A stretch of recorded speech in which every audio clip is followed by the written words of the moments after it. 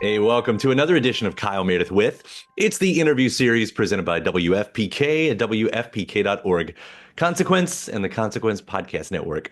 Thank you for making your way here for checking out the episode. You know what to do. If you like what you see, what you hear, hit that subscribe button. I put out 3 new interviews every single week, just like this one. So it's a great way to keep up with your favorite artists and discover some new ones. You can grab us anywhere you get your podcast from as well, including Spotify, Apple Podcast, NPR, WFPK.org.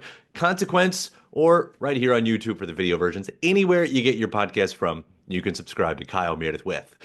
That's me, Kyle Meredith, today catching up with Kevin and Matt from Pentatonix. Kevin and Matt, they're part of this new movie on Netflix. All of Pentatonix is called Meet Me Next Christmas. It stars Christina Milian and Duvall Ellis, among others. The logline here: in pursuit of a fairy tale romance with the man of her dreams, Layla must race through New York City to get her hands on the hottest ticket in town, the sold-out Pentatonix Christmas Eve concert. They are in the movie as well. They are hilarious. They answer questions in unison and harmony. We're going to talk about that, the filming experience. How, as I mentioned to them in this interview, this is really an hour and a half advertisement for Pentatonix in the most Christmassy, romantic, and a little, corny because Christmas movie way, but all in the best ways. And I really mean that. So we're going to talk about that. We're going to talk about their Christmas tour. Hallelujah, it's a Christmas tour that they're currently on. We are going to discuss the Christmas song that they wrote for the movie Meet Me Next Christmas. It's called Meet Me Next Christmas, and a whole lot more. So let's get into this right now. It's Kyle Meredith with Matt Sallee and Kevin Olusola from Pentatonix. Hey, Hey, how are how you? you doing? I say hello from Louisville, especially to Kevin from Owensboro. Wow. I'm from Litchfield, actually, right down the road from Owensboro. So Oh my gosh. Yeah, Litchfield, Bowling Green, all of it's all so close. know that area well.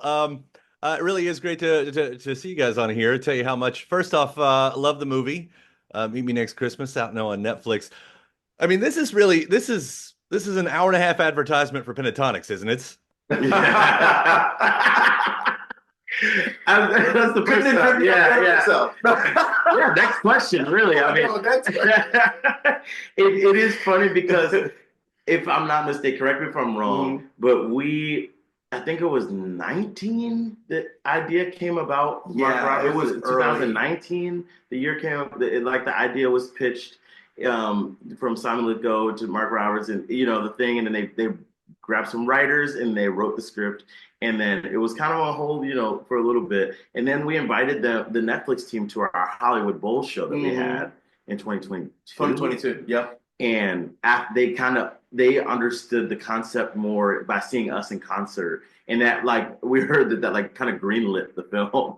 And so from that moment it was kind of like really really quickly it happened after that, and then now we're here and it's number one in all these countries, and we're like, what it's hearing about it, like a friend of ours that tours with us, he's like, oh yeah, my friends in Germany, like they love it. Like, it's crazy. I can't believe.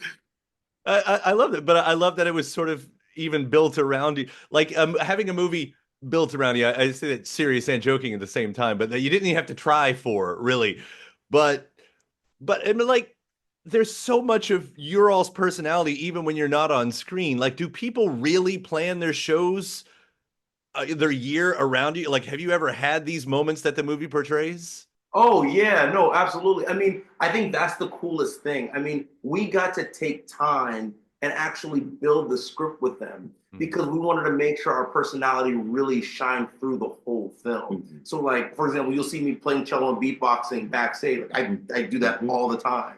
Or, we did kind of take some of the warm-up stuff. Yeah, the warm-up scene was funny. That was hilarious. We don't do that. But the singing spontaneously happens That's more true. often than you think. Like, we'll Yes. just be like randomly looking in opposite directions and singing. Somebody says a phrase, and then we sing the song of the phrase, and we're like, wait, did you just, Exactly. So Yeah, Christina said that wasn't even originally in the script, that you guys started doing that, and they're like, we have to put that in the script. Yeah. You know, like, really is like, how does that work? Like, maybe it's like, me and my wife, we've been married for 10 years, and you have this, the same brain. It's same brain, you know, Back the to that. non-communication. But like, is that sort of where this comes from? The idea that you all can answer in harmony is kind of mind-blowing. It's kind of like a musical marriage, I'd say, in some ways. Totally. Right? I mean, we've been together now for over 13 years, 13 and a half years. So there are just things that we know subliminally about each other, right? And there are things that we know we will do. If somebody's about to do a joke, we know where the joke is going to end and we can finish sentences of jokes. So I think there's just this commonality musically that we've kind of come to in this space that we really can feed off of and thrive off of. And we know each other synergistically like that very, very well. Heck of a party trick too. That's a heck of a party. Yeah, exactly. True. That's very true.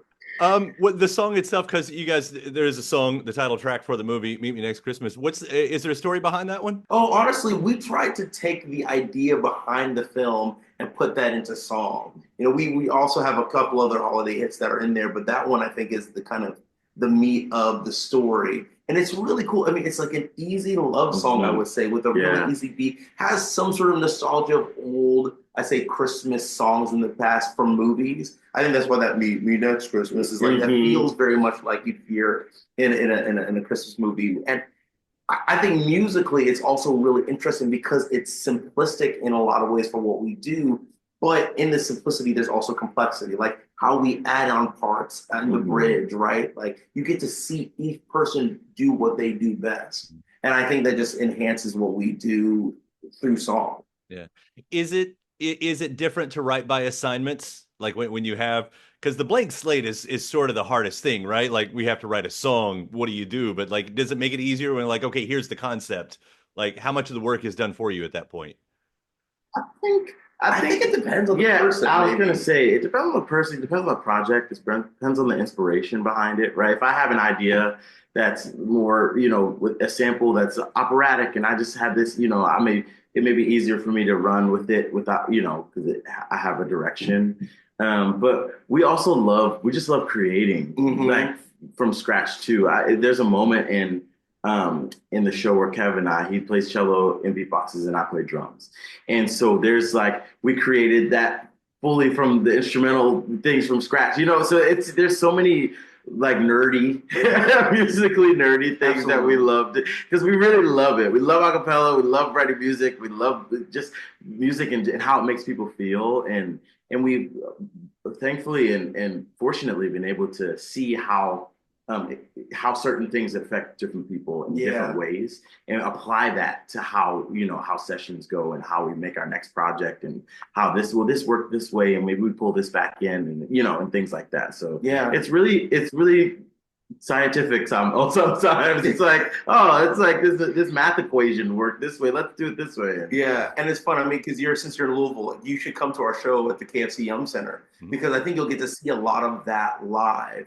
You know, I think it was in December. We're probably doing that Christmas show, so you'll see a lot of how I think that works in a live setting. Yeah, I can't wait. I gotta tell someone to meet me there. I feel like I want to play the whole game. I'll do a social media thing as we're this Christmas. This Christmas. It's the prequel, sequel, or something like that. Yeah, exactly. The board game's coming. It's gonna be a whole thing, whole master plan.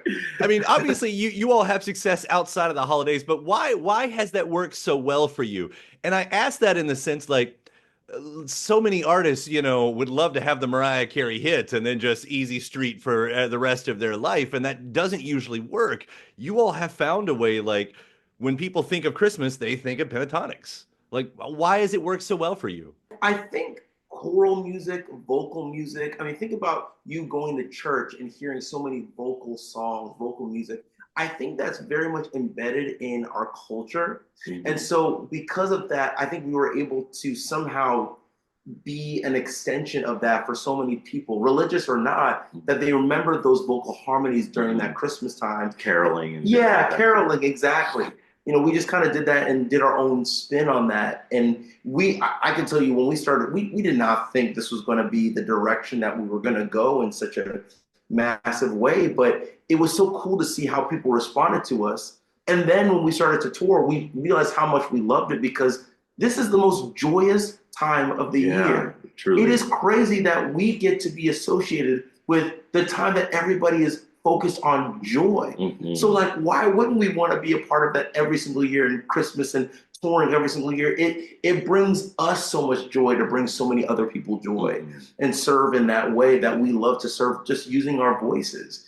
So it still blows our mind every single year that people are willing to come to these shows. But like, we're going to continue doing it until they're like, I don't know. Yeah, I hope not. Yeah, I hope We'll continue doing it. That's the rest of the line. Seriously, congratulations. I am looking forward to the tour. Let's stop here in Louisville, and for everything that you all do. I'm looking forward to whatever comes next. I imagine for as much time as you all spend on the holiday, like maybe once Christmas is over, is it time to turn off that music and move on to something else? I would think that's, yeah.